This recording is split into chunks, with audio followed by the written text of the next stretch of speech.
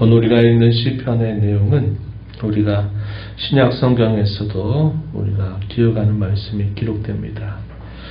우리 예수님께서 십자가에 달려 계실 동안 가상 7언이라고 부르는 7마디 말씀 중에서 예수님이 하셨던 절규,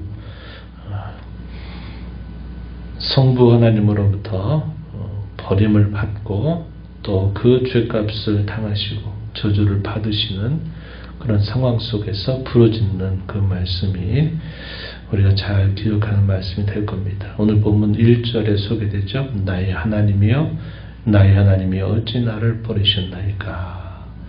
엘리 엘리 라마 사박다니라고 하는 아람어로 표현되어 있는 이 표현을 그 옛날 다윗이 하나님 앞에 부르짖을 때 했던 표현이다 하는 내용이고, 오늘 우리가 읽은 말씀 중에 또 중간 부분에 보게 되면 예수님께서 순환을 당하시고 죽음을 맞이하게 됐을 때 예수님이 입으셨던 그 겉옷을 또 나누게 되고 제비 뽑게 되는 그 일들도 있었는데, 그 내용도 오늘 본문 18절 가서 보게 되면 이 표현이 나타납니다. 그래서 이 시편 22편은 당시로서는 다윗의 고난 가운데서 하나님 앞에 부르짖는 간절한 기도가 담겨 있는 애가입니다. 그런데 시간이 흐르서는 이 다윗이 당했던 그 고난, 그 역경, 그 시련은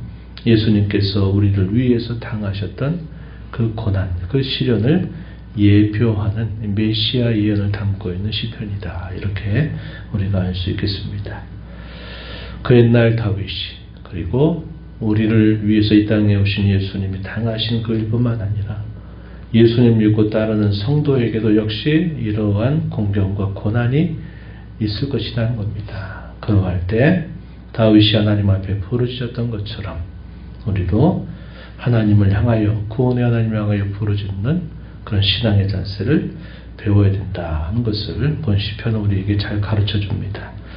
오늘 이 시편의 내용을 크게 두 부분으로 나눠본다면 1절부터 21절의 내용에서는 큰 공경 가운데서 하나님을 향하여 간절하게 구원을 부르짖는 내용이 소개가 되고 있고, 22절부터 마지막 절 내용에서는 분위기와 상황이 바뀝니다. 그것은 결심이에요. 결심. 자신이 고난과 시련 가운데 있지만, 비록 그렇지만 자신이 하나님 앞에서 어떠한 태도를 가질까 할 때 하나님을 향한 거룩한 결심 혹은 선한 결심이 표현이 되고 있고, 또 하나님을 간절하게 갈망하는 그의 자세가 표현됩니다. 그리고 궁극적으로 그가 갖고 있는 기대와 소망, 그것이 무엇인가를 마지막 부분에서 소개해 줍니다. 이러한 태도는 우리가 이 땅을 살아가면서 우리가 반드시 가져야 될 신앙의 아주 좋은 모범이 된다 하겠습니다. 먼저 앞부분에 공경 가운데서 부르짖는 다윗의 그런 간절한 기도를 이렇게 살펴보겠습니다. 먼저 우리가 읽었던 1절 말씀에서 하나님을 향하여 간절하게 부르짖습니다. 나의 하나님, 나의 하나님, 어찌하여 나를 버리셨나이까? 어찌 나를 멀리하여 돕지 아니하시오며 내 신음소리를 듣지 아니하시나이까? 자신이 처해져 있는 상황이 대단히 절박하다라는 사실을 이런 표현들을 통해서 보게 됩니다. 또 이어져 있는 2절 말씀에서도 낮에도 부르짖고 밤에도 잠잠하지 아니하오나 응답하지 아니하시나이다. 자신이 지금 처해져 있는 그 상황이 대단히 절박한 상황이다. 하나님의 도움이 절실하다라는 것을 그의 이런 부르짖는 간구 속에서 우리가 확인할 수 있겠습니다. 그가 당하는 여러 상황들을 표현해 주는 말씀들이 있습니다. 6절부터 8절 이런 내용을 먼저 가서 보면 나는 벌레요 사람이 아니라 사람의 비방거리요 백성의 조롱거리니이다. 벌레로 자신을 비유합니다. 그리고 사람들의 비방거리가 되고 백성들이 자신을 조롱한다. 그 조롱의 대상이 되고 있다. 이렇게 표현했습니다. 7절에 보면 나를 보는 자가 다 나를 비웃고 입술을 삐죽거리고 머리를 흔들며 이렇게 말한답니다. 8절에 그가 여호와께 의탁하니 구원하실걸 그를 기뻐하시니 건지실걸 하나이다. 하나님이 도와주실까? 이런 식으로 지금 다윗을 비꼬고 조롱하는 거죠. 그리고 심지어는 여호와 하나님이 과연 도와주실까? 이런 표현들을 통해서 하나님조차도 조롱해 보이는 이런 말들을 다윗이 듣고 있는 겁니다.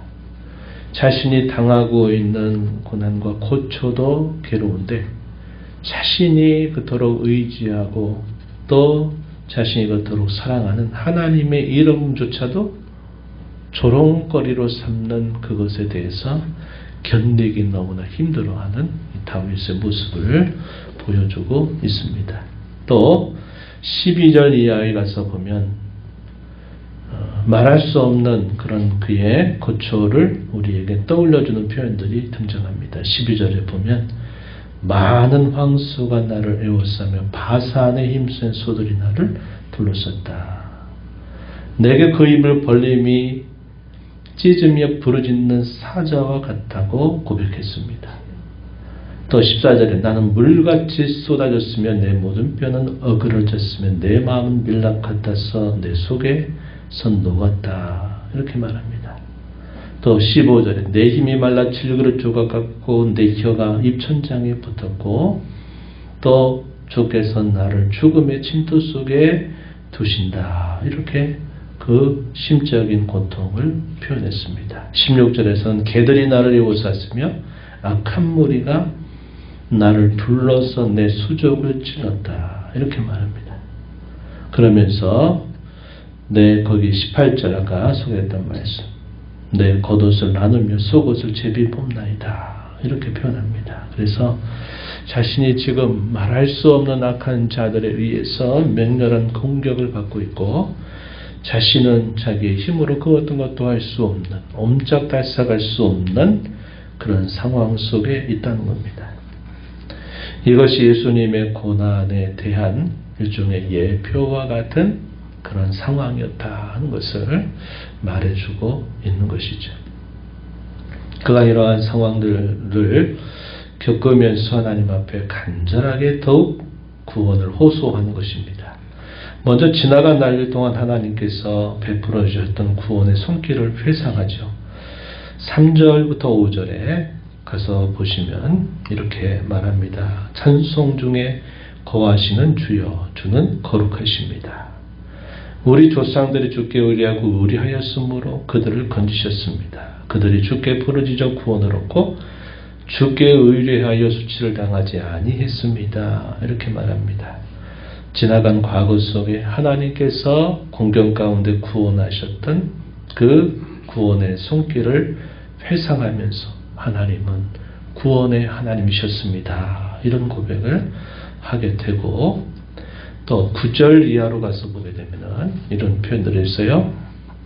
하나님과 자신이 얼마나 긴밀한 관계인가를 그가 고백하는 내용입니다. 9절에 보면 오직 주께서 나를 모태에서 나오게 하시고 내 어머니의 젖을 먹을 때 의지하게 하셨나이다. 내가 날 때부터 주께 맡긴 바 되었고 모태에서 나올 때부터 주는 나의 하나님이 되셨나이다. 나를 멀리하지 마옵소서. 환난이 가까우나 도울 자 없습니다. 이렇게 표현했습니다. 자신이 태어날 때부터 나는 주님을 의지했다라고 말하고 나올 때부터 주님은 나의 하나님이 되셨습니다.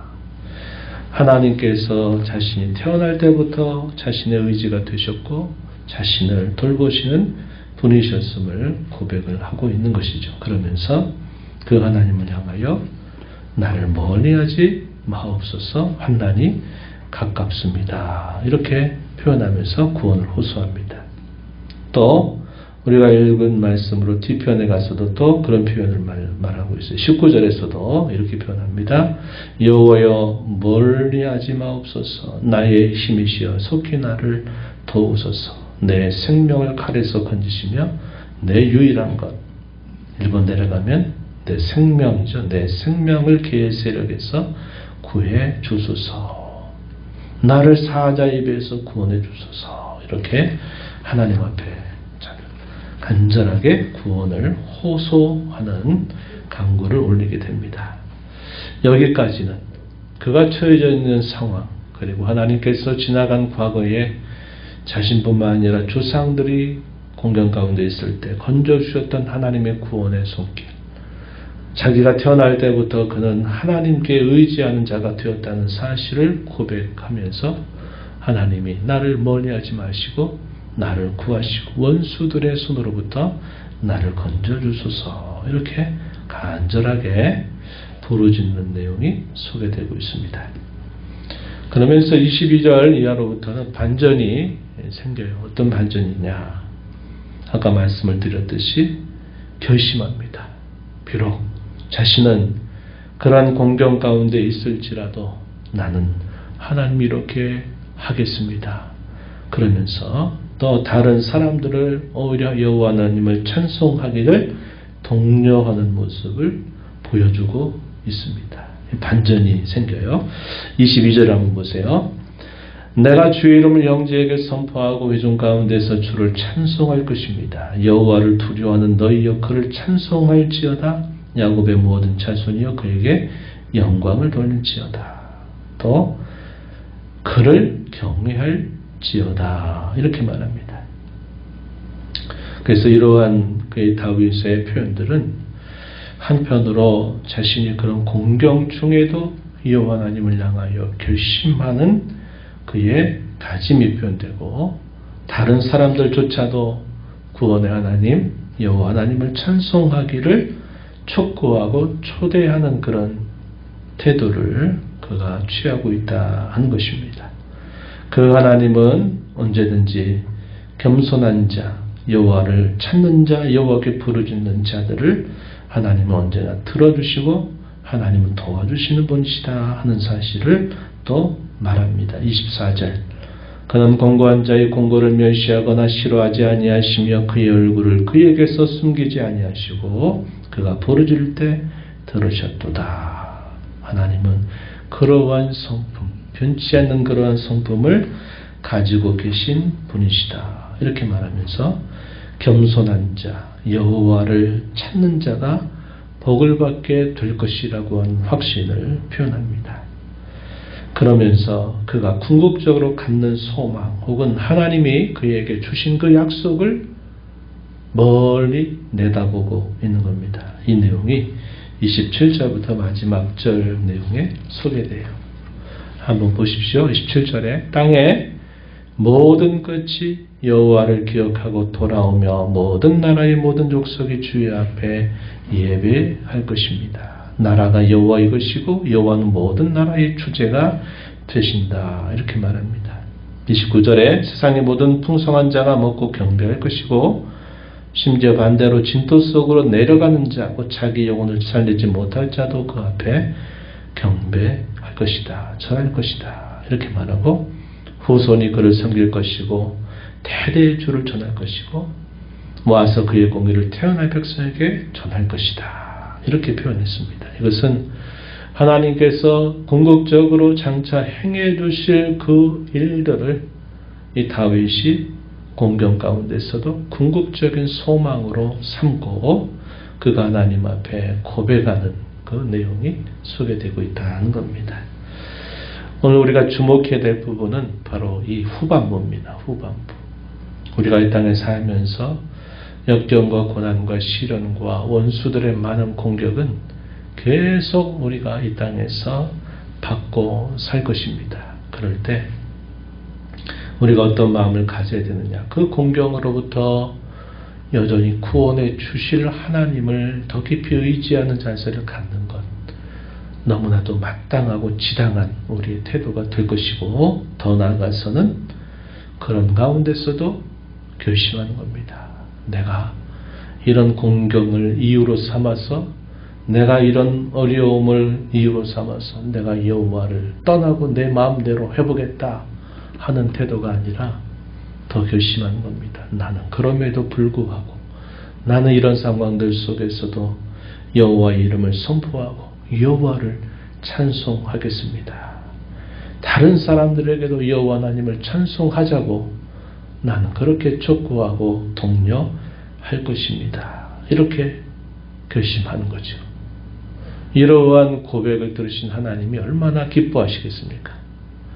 어렵다고 힘들다고 내가 고통스럽다고 난 도무지 못하겠다고 주저앉고 절망하고 낙심 가운데 빠져버린다면 안타까우실 것이지만 그런 가운데서도 하나님을 찬송하겠다고 이렇게 결심하는 이 다윗의 이런 고백을 들으시는 하나님은 대단히 기뻐하실 것입니다. 그리고 다윗이 가는 궁극적인 소망을 내다보는 거죠. 우리 성도가 이 땅에 살면서 고난이라고 한 걸 만날 때 우리가 더 깊이 바라봐야 될 게 뭐냐면 그 고난이라고 하는 상황 속에 내가 어떤 처지에 있는가를 계속 하소연하면 거기에 더 빠져들어갈 것입니다.